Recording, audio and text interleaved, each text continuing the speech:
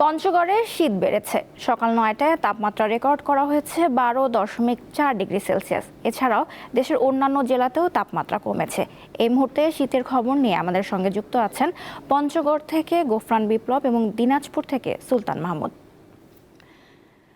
গোফরান, অতিরিক্ত ঠান্ডা জনজীবনে কেমন প্রভাব ফেলেছে এবং শীত নিয়ে আবহাওয়া অফিস কি বলছে?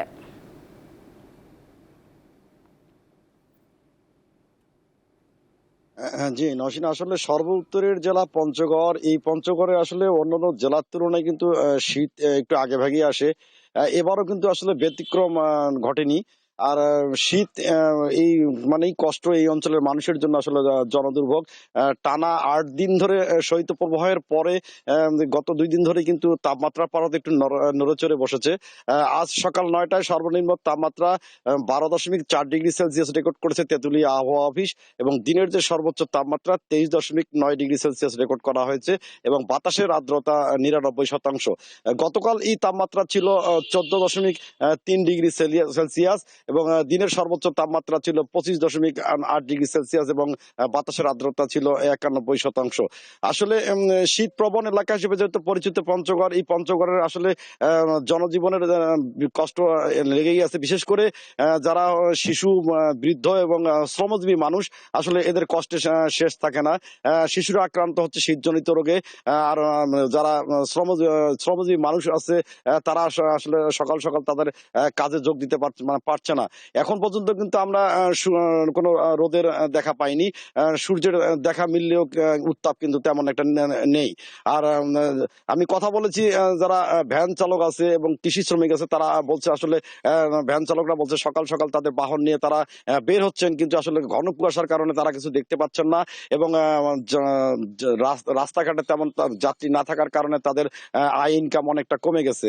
আর কৃষি শ্রমিক যারা আছে, এখন কিন্তু আসলে বড় বীজতলা নির্মাণের একটা সময়।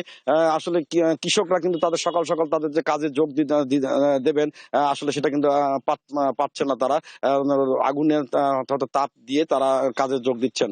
আর আমি বলছিলাম যেমন আসলে শীতজনিত কারণে যেমন বয়স্করা বেশি আক্রান্ত হচ্ছে, তারা শ্বাসকষ্টজনিত রোগে আক্রান্ত হচ্ছে, এবং শিশুরা আক্রান্ত হচ্ছে নিউমোনিয়া, ডায়রিয়া সহ বিভিন্ন শীতজনিত রোগে আক্রান্ত হচ্ছে।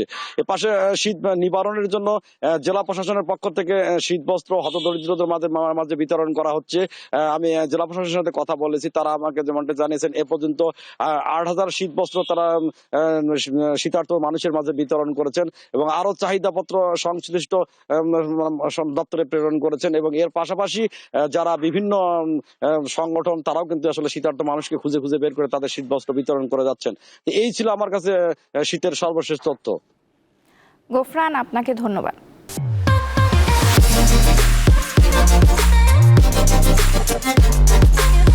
এবার যাচ্ছি দিনাজপুরের শীতের প্রভাব জানতে সহকর্মী সুলতান মাহমুদের কাছে।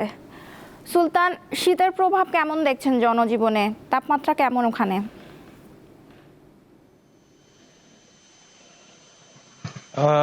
লুৎফা, আজকে দিনাজপুরের সর্বনিম্ন তাপমাত্রা ১৩ ডিগ্রি সেলসিয়াস রেকর্ড করা হলেও গতকালকে থেকেই দিনাজপুরের এই উপর দিয়ে হিমেল বাতাস এবং ঘন কুয়াশার কারণে ঠান্ডার মাত্রাটা একেবারে হাড় কাঁপানো শীত কিন্তু অনুভূত হচ্ছে এখন।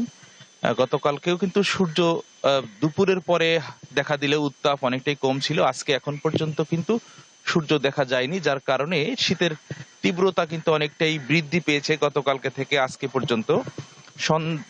বিকাল থেকে কিন্তু হিমেল হাওয়া প্রবাহিত হওয়ার কারণে ঠান্ডা অনুভূত হয়, এবং রাত যত গভীর হয় ঠান্ডার মাত্রা তত বেড়ে যায়, এবং ভোর পর্যন্ত কিন্তু এই কনকনে ঠান্ডা অনুভূত হয়।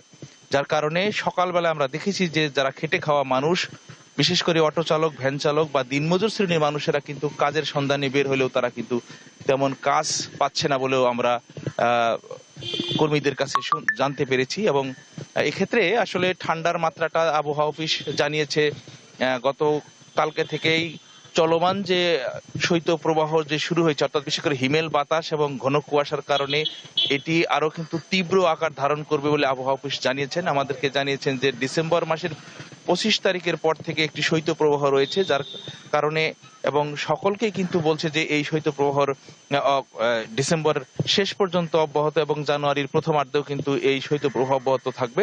পাশাপাশি এই কনকনে ঠান্ডার কারণে কিন্তু আজকে আমরা দেখেছি যে কৃষিক্ষেত্রেও কিন্তু প্রভাব পড়েছে, বিশেষ করে যে উঠতি যে আলু মৌসুম শুরু হয়েছে এখানে আলুর গাছও কিন্তু এই ঠান্ডার কনকনের মাঝে মারা যাচ্ছে এবং এই অঞ্চলে মানুষের শীত বস্ত্র বিশেষ করে মোটা কাপড়ের কিন্তু প্রয়োজন বলেও দাবি জানিয়েছেন এখানকার স্থানীয়রা।